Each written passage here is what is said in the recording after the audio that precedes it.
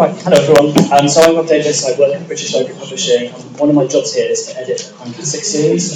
We obviously benefit massively from Martin's advice and reading suggestions and all the kinds of things he gives me.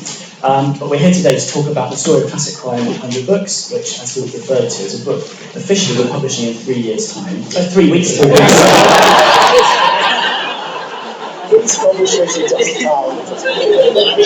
but we've got a nice pre-publication opportunity to talk about it and for you to buy copies today.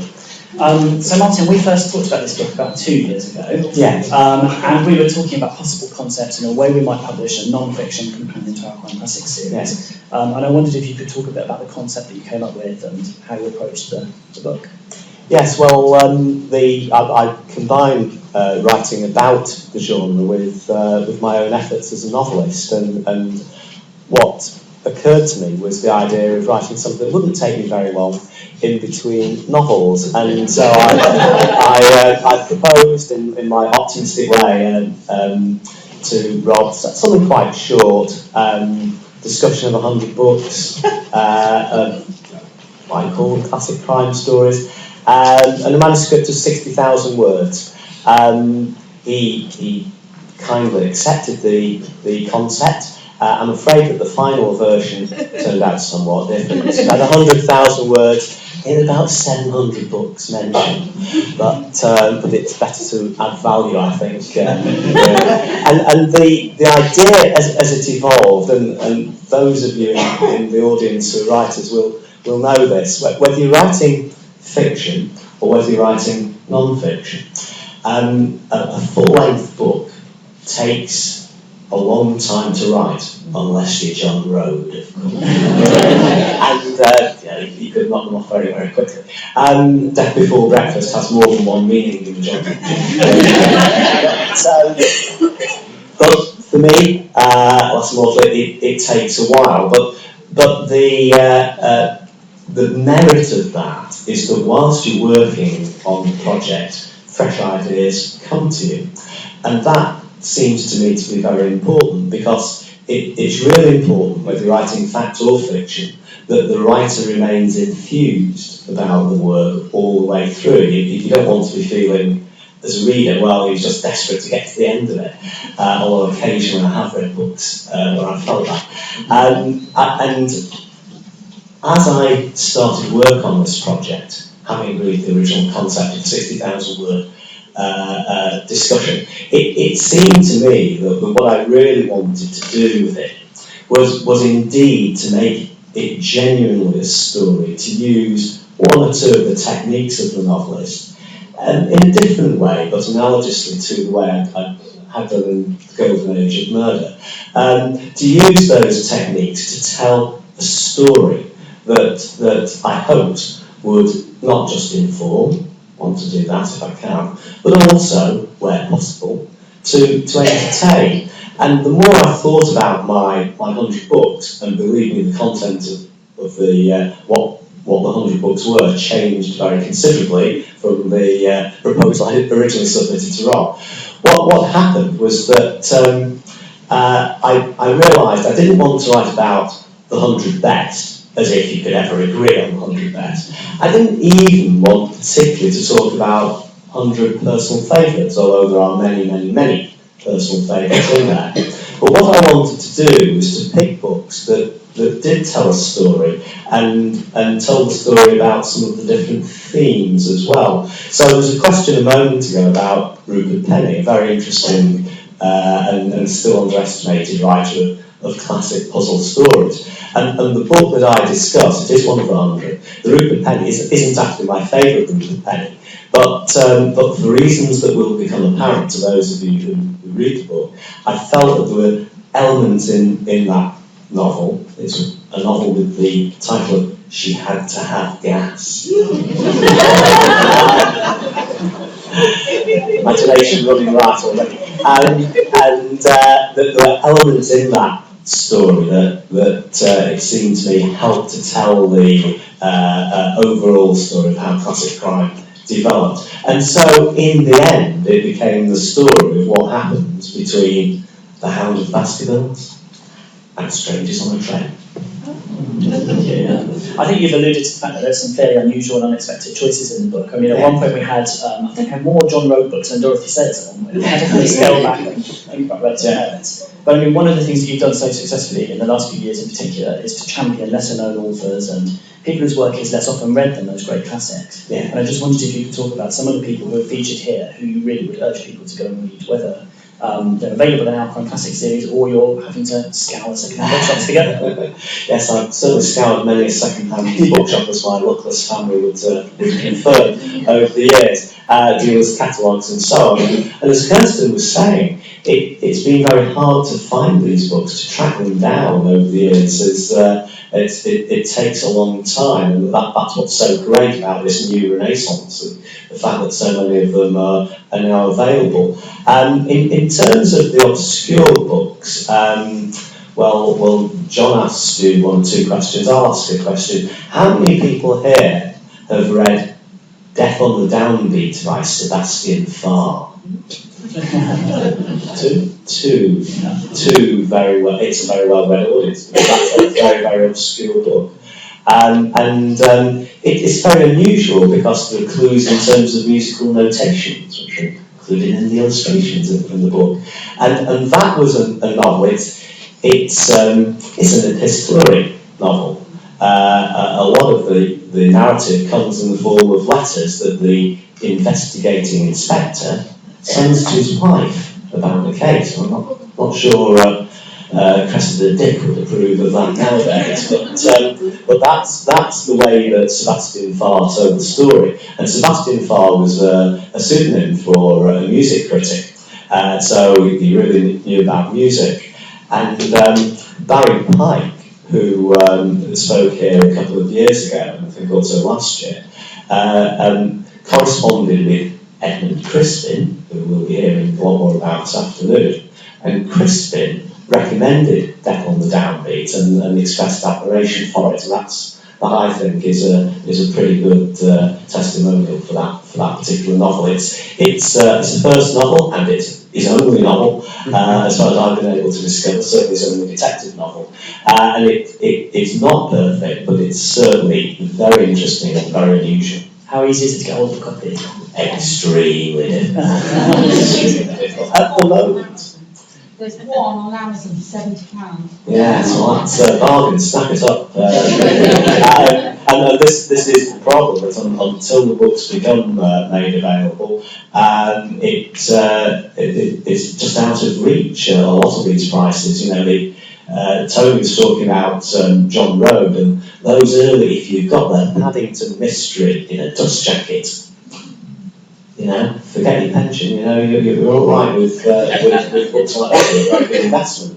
Oddly enough, the dealers reckon that the covers add 90% to a factor of 10 to the price. So it's rather depressing from the author's point of view, but cover artwork does sell books.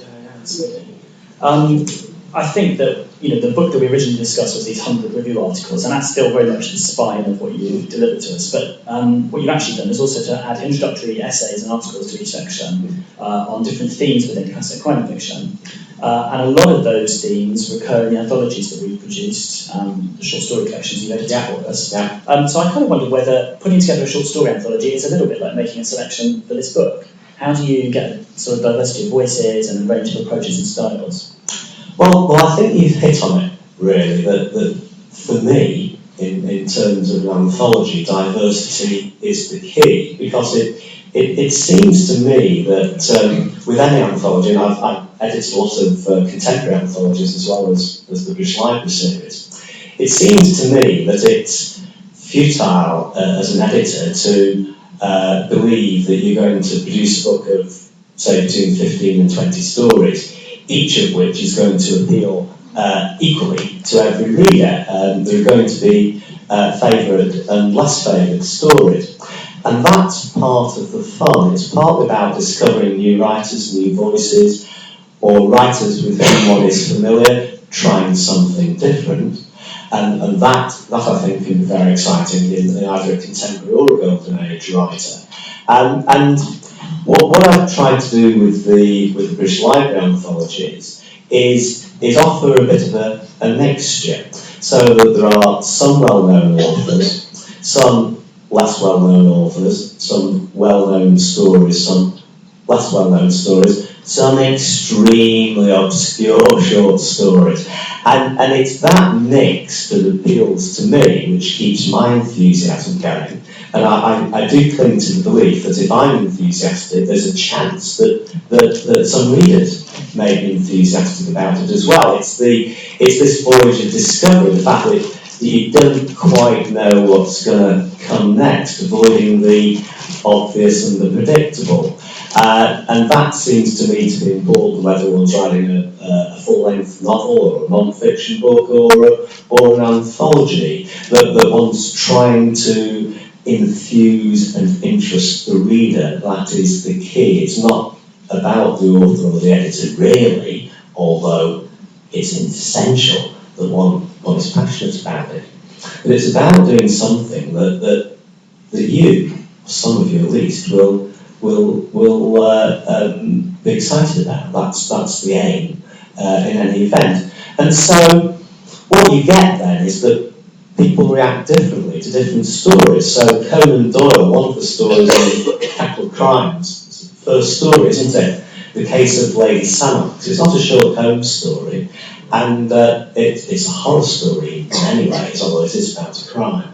But some people love it, and some people hate it. I love it, and I think the majority of people love it, and it shows what a powerful writer Conan Doyle was. But again, it's part of the appeal for me of the anthology, that it has that diversity in terms of voice and style of story, and also something unexpected, because somebody who's only read Sherlock Holmes won't be expecting The Case of Lady Sannox. Yeah.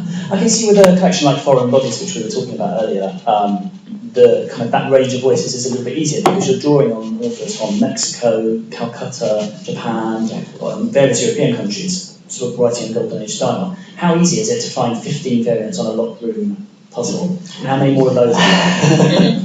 Well, Miraculous Mysteries, the Locked Room and the Possible Crime Story anthology, was a joy to put together, part because I like locked room stories. I've written a few myself, short stories, and I like the idea of the paradox of impossible crime. But I was greatly assisted by a wonderful book. I'm not sure it's been mentioned at these conferences before, but it hasn't. Let me repair that omission right now. It's a book by the late Bob Davies, a book called Locked Room Murders, and it is as close as you'll ever get to a definitive collection of summaries of all the Locked Room novels and short stories written, or pretty much all of them. There are over 2,000 in the book. Yeah. And what he does is he sets out briefly a little bit about the book and explains what the puzzle is. And in in a very extensive appendix, each story has a number. The appendix sets out the solution. So there is much pleasure to be had from just reading the solutions at random. One can imagine the disappointment of number 97. The murderer wore a kilt.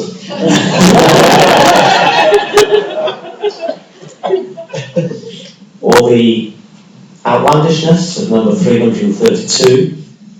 Midget descending from a helicopter. I could go on fast. But that book by Bob Davies is a treasure trove, and because it lists so many short stories, Bob was a great enthusiast, died sadly a couple of years ago, but he liked drawing people's attention to obscure stories, and I learned a lot from that book, and I considered it very carefully when I was putting together the anthology, and in fact the anthology is dedicated to Bob's memory. And in fact the very first Christmas anthology we did, there's a story, a very obscure story by an author called Ralph Plummer that was brought to my attention by Bob shortly before he died, and he was a great man for ferreting out obscure bits of information and then spreading the word, and that's that seems to me something wholly admirable. It's one of the great features of the writings of Tony and John you've already heard from. They're wonderful researchers as well as writers. And this idea of finding these hidden gems and then letting other people know about it so that they can share in that pleasure seems to me to be enormously appealing. So 2,000 locked room stories discussed in that book. Yeah. So there's no shortage of material there. And in fact, I mean, you mentioned you talked about 700 books in this book. That's about 100 books. So there's obviously a huge amount of golden age fiction published. Do you have any idea how many novels maybe we're talking about in total published during this classic crime period? I don't, because if you think John Rode wrote 147, as Tony was saying, so yeah, that makes you not want to count them all, doesn't it? Life is just too short. But many thousands. There was an article in the early 30s about the Detection Club saying that there were 500 people writing detective stories in Britain at that time. Seems a lot. But, and of course, some of them only wrote one or two, but we're talking about many, many thousands, that's for sure. And the other point is that the story of classic crime in 100 books encompasses, of course, in a big way, the Golden Age,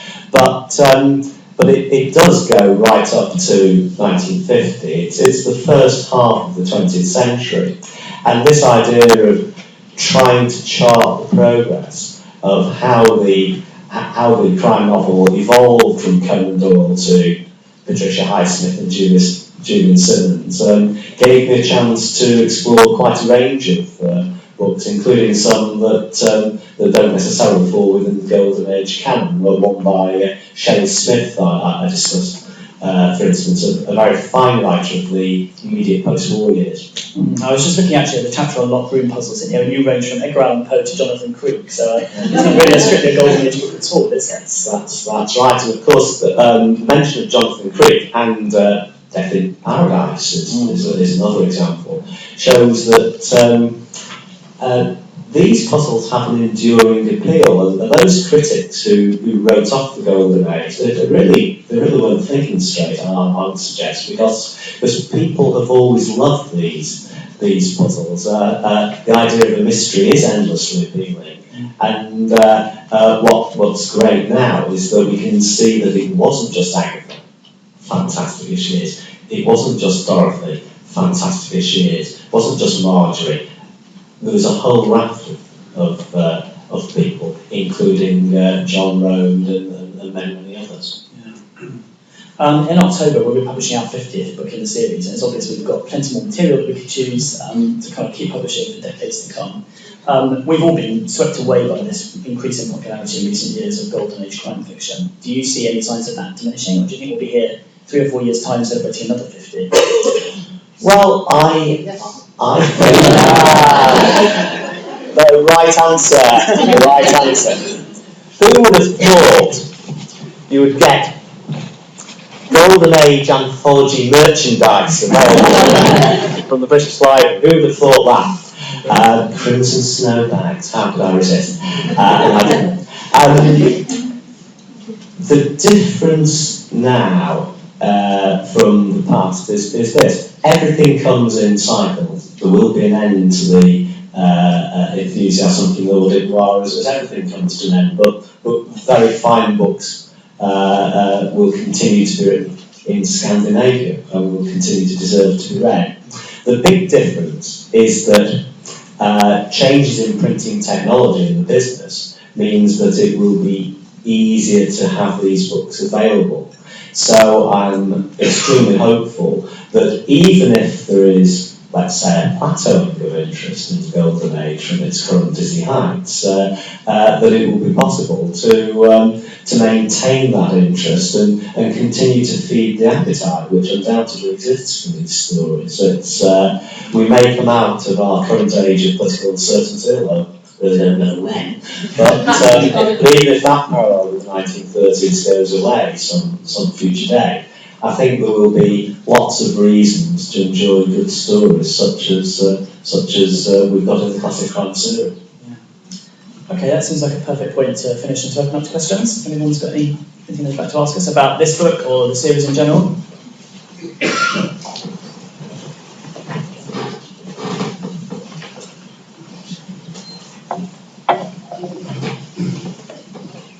when considering novels for publication, do you tend to go for the well-known authors who you think should reach perhaps another generation, or do you deliberately look for those that most people won't have heard of but you think are worth putting before the public? Which should have priority? Well, my role is as a consultant, so I make suggestions. In fact, I tell you to come up with suggestions. And there are issues such as copyright and things like that which can get in the way, or maybe the books have been published elsewhere. But there are plenty of suggestions for us to go at. But what I feel is this, this is what I do feel very strongly. We alluded in the first panel to the fact that quality varies, and I'm the first to accept that not every single book written in the Golden Age was a masterpiece. It certainly wasn't. And what I'm very, very keen to see is that this series includes as many really good books as possible. They may be relatively well known, and Poison Chocolate's case would fall into that category. That's a book that's been reprinted numerous times, numerous additional solutions. But there may be also obscure books that deserve to be better known. And of the books that have appeared recently, I've mentioned Raymond Postgate's Verdict of 12. I think I've selected that as one of my desktop books on panels here in the past. And that's a really fantastic book, I think. There's going to be another Raymond Postgate book, Somebody at the Door, coming out in due course. And can we mention a couple of the writers who are going to appear next year? Two writers I'm really keen on are going to feature next year. E.C.R. Lorak, there are going to be a couple of books, and I'm very excited about that. That's been a long journey, getting Lorak back into print, but that's going to happen.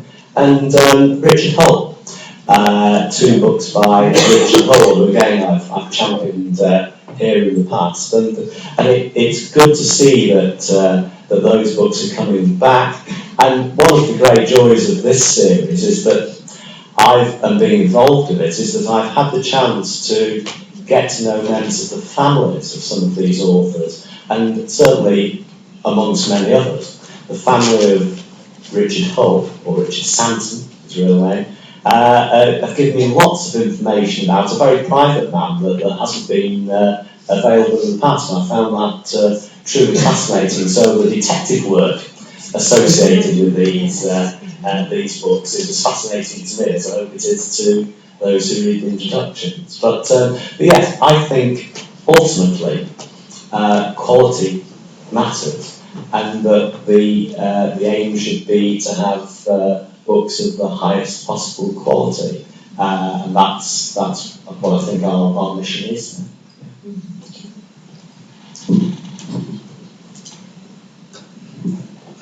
Just following on from that point, I wondered if in your great series you considered featuring authors who wrote outside the actual time of the Golden Age, but in that tradition. Patricia Moyes, John Curran mentioned earlier, for instance, I think it's a wonderful writer. Yeah. And the books are mostly out of print. And I'm sure she'd find a new and appreciative audience. I think it's something we have to look at. I mean, we never set out to publish a Golden Age series. It just sort of took on a life of its own and that identity.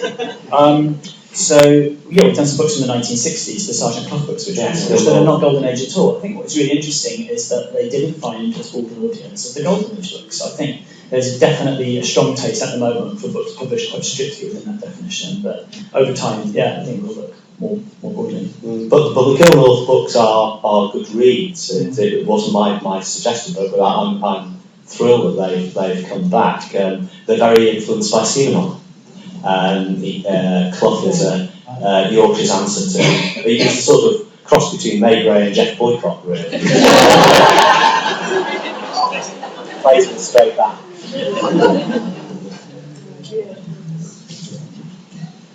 Anything else?